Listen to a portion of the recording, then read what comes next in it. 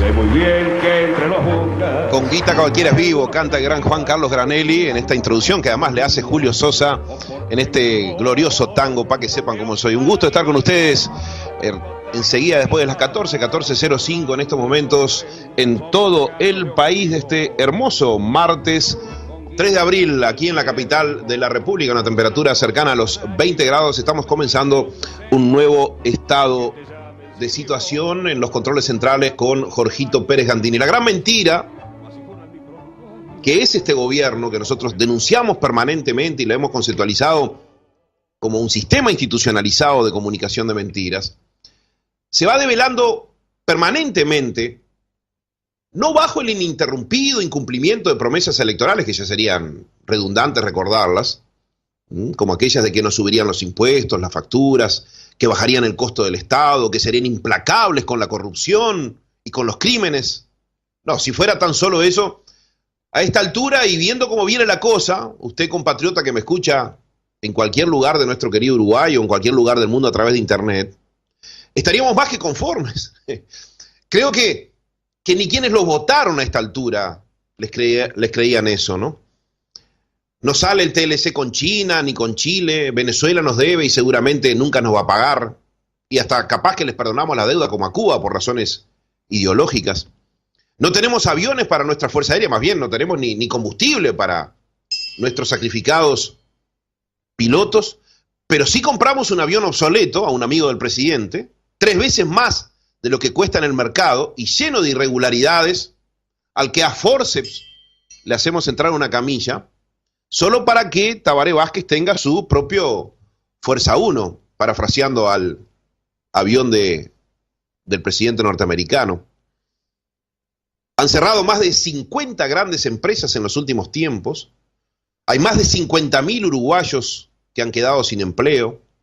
Así como todos los días infinidades de pequeñas empresas, especialmente por la inseguridad, cierran sus puertas. Más de 12.000 pequeños productores rurales abandonaron el campo. No se respetan, ni hablar, como lo denunciamos permanentemente, los derechos humanos básicos como el de la vida, la propiedad y el derecho al trabajo. No tenemos un sistema de salud adecuado a las necesidades de nuestra gente. Se cierran hospitales y centros de atención en los más pequeños pueblos, villas y ciudades. Y a pesar que las ambulancias son totalmente insuficientes, lo que hace como excusa para gastar, como gastaron el año pasado, 12 millones de dólares en alquilar ambulancias a empresas, muchos de ellos de médicos compañeros. Los coches oficiales se triplicaron desde que gobierna el Frente Amplio. Esa fue otra de las promesas de Vázquez, justamente no de triplicarlos, ¿no?, sino de terminar con el curro de los coches oficiales, así lo dijo. Y vean ustedes, solo con el subsidio que le han pagado en estos 12 años a la multinacional cervecera Ambev, alrededor de 150 millones de dólares, se podrían haber comprado 3.000 ambulancias totalmente equipadas. Totalmente equipadas, es decir, no habría pueblo, no habría villa del Uruguay profundo que no tendría una ambulancia al servicio de nuestros compatriotas. ¿Cuántas vidas se perdieron por no tener una atención inmediata en ese pueblo o en esa villa? A la hora de elegir, nuestro gobierno prefiere enriquecer más a los ricos del mundo antes que salvar vidas de nuestros compatriotas los más sacrificados, los que hacen con su trabajo la riqueza que especialmente ellos, los de arriba de nuestro gobierno, son los que terminan disfrutando. Y hablando del despilfarro de dinero, porque el Uruguay tiene mucho dinero, yo sé que muchos de ustedes no llegan a fin de mes y esto les duele especialmente, porque no existe la excusa de que el Uruguay no tiene dinero. El Uruguay tiene muchísimo dinero. Es más, he investigado cuánto dinero ha ingresado al país desde que gobierna el Frente Amplio, 1 de marzo del 2005, y la cifra es de asombro. Son más, escuchen esto, de 160.000 millones de dólares que ingresó al país en esa década un poco larga. Si sumamos lo que exportó el país en este tiempo, Si sumamos la toma de deuda externa que se duplicó en tan solo 13 años, y si sumamos las inversiones de empresas extranjeras que han venido al Uruguay, nos da esa cifra cercana a los 160.000 millones de dólares. Yo sé que al ser radio esto, es difícil que usted conciba una cifra de tal magnitud. Es un 160 con 9 ceros a la derecha, si la quiere escribir para poder entender. Es tanto dinero que si se hubiese distribuido equitativamente entre cada familia del Uruguay, le hubiese tocado, escuchen esto, cerca de 170.000 dólares a cada familia del país. Y claro que eso no ha sido así, porque si no, ninguna familia uruguaya tendría problemas económicos. Hay gente que se lleva la parte del león, del cocodrilo, del tigre. Y hay otros que las despilfarran a manos llenas, que son aquellos que más deberían proteger el dinero de los uruguayos, pues fueron electos para eso. Vuelve a surgir el tema de ALUR, y ahora, y aplaudo esto, a través de un informe del actual directorio de ALUR, que parecería ser de otros niveles especialmente éticos, en la cual, en un informe del Departamento Jurídico Notarial, justamente de ALUR, del jefe, llamado Robert Miller, que le envía al juzgado especializado en el crimen organizado, le advierte que las modificaciones al contrato con Teima, la empresa que el doctor Gustavo Salle denunció que se le dio descaradamente con un sobrecosto brutal la construcción de la planta de etanol en Paysandú. Recuerda que nosotros trajimos a un ingeniero uruguayo que trabaja en estas plantas en Brasil, el ingeniero Pérez Morgan, en donde afirmó nuestro programa que esa planta sale unos 40 millones de dólares y los uruguayos pagamos 147 millones de dólares, es decir, 107 millones de dólares más de lo que cuesta en el mercado.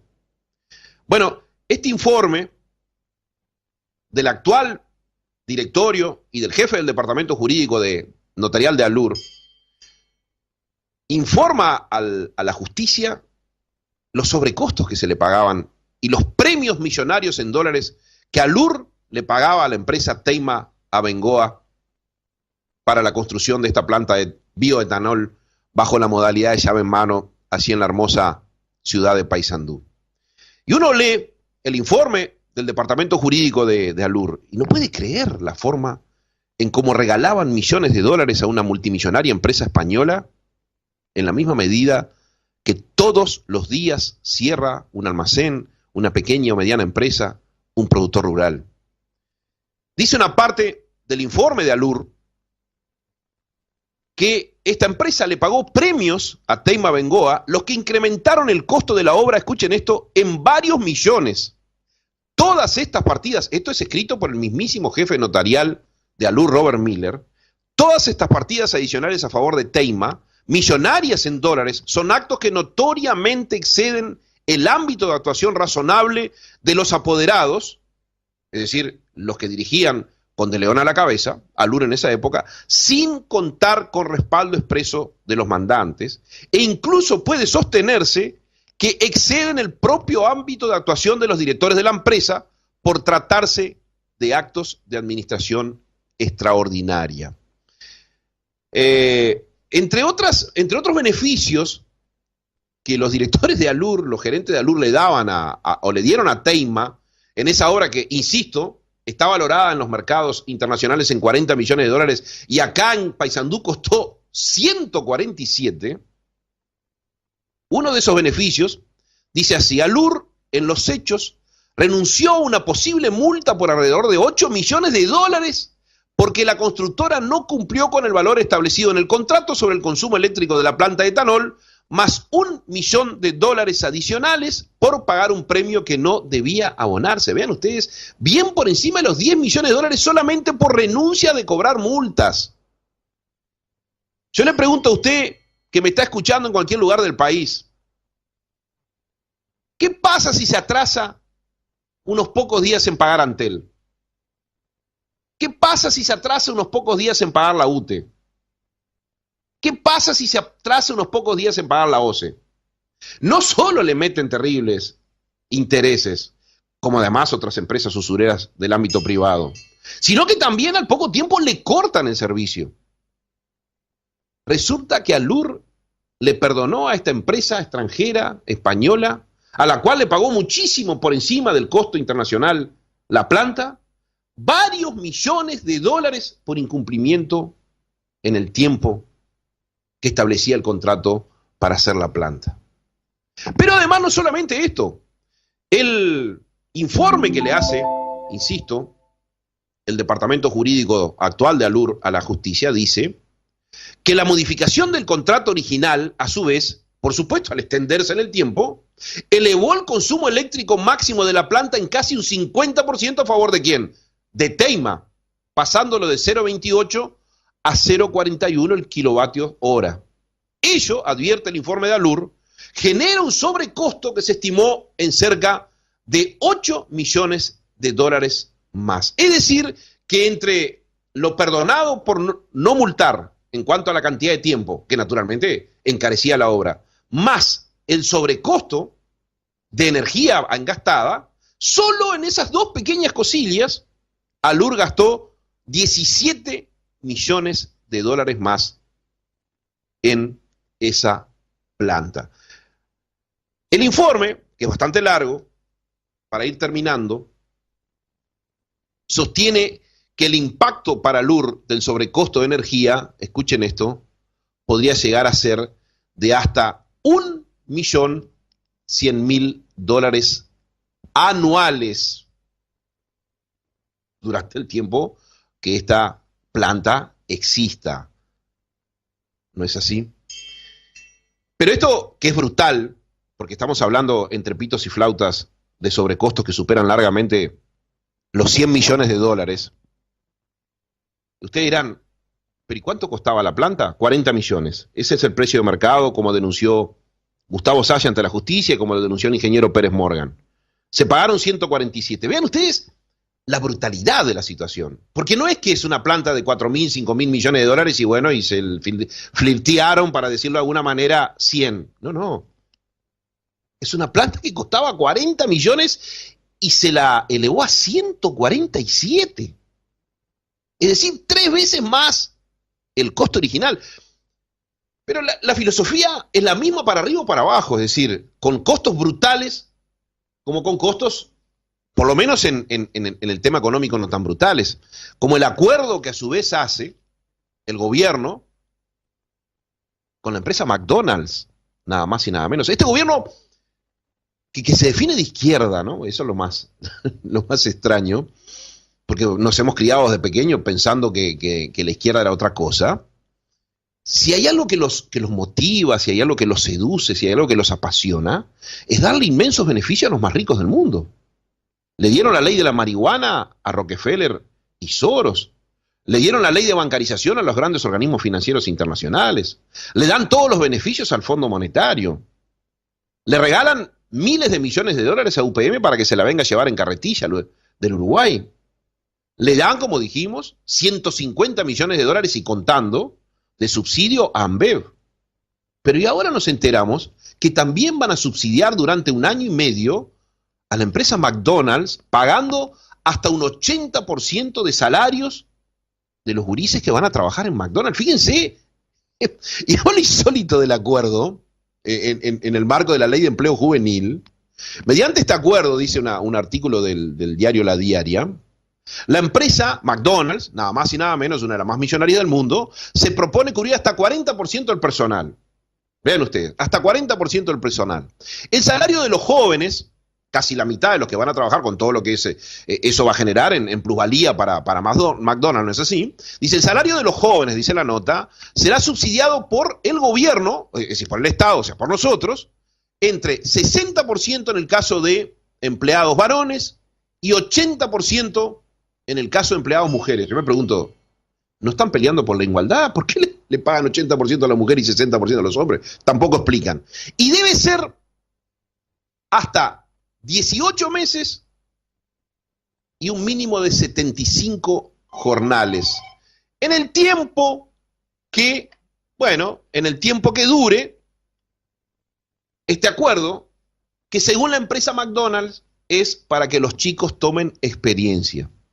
Y yo me pregunto, ¿es tan calificado, es tan complejo expender hamburguesas en McDonald's que a un muchacho le llevará 18 meses de experiencia para poder ser aceptado finalmente en la empresa, en la cual los uruguayos le vamos a pagar hasta un 80% del salario?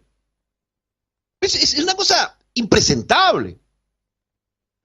Impresentable. Se ve a las luces el negociado que hay detrás de todo esto. No se le puede decir al pueblo uruguayo, un pueblo que está pasando enorme cantidad de problemas salariales, de costo de vida, de empleo, de inseguridad, de salud, de educación. No se le puede decir que el pueblo uruguayo, a través de su estructura política de administración, como es el Estado, financia la ganancia de UPM, financia la ganancia de Ambev, financia la ganancia de McDonald's. Es invendible decir que necesita McDonald's que le financien el 80% del salario de casi la mitad de los trabajadores durante un año y medio, que es el tiempo que van a necesitar para aprender cómo trabajar en McDonald's. ¿Qué es McDonald's? ¿Que es una empresa de alta tecnología? ¿Que es una empresa de producción del software de los mayores estados del mundo? Es una empresa expendedora de hamburguesa. ¿Cómo un muchacho o una muchacha va a demorar 18 meses en generar experiencia calificada de trabajo? Y resulta que los uruguayos, con todos los enormes problemas que tenemos, vamos a financiar casi la mitad de la mano de obra durante un año y medio, que le va a dar una rentabilidad brutal a McDonald's. ¿Cuántos uruguayos se mueren en el Uruguay profundo por no tener una atención inmediata de salud? Y le regalamos más de 3.000 ambulancias en costo real a una empresa cervecera. Le vamos a dar 2.450 millones de dólares en compra de energía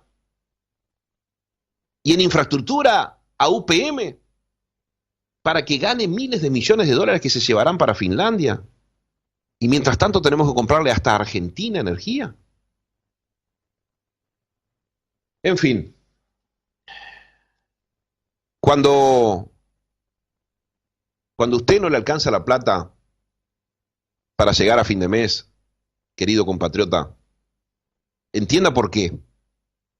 No es porque falte esa plata, es porque hay otros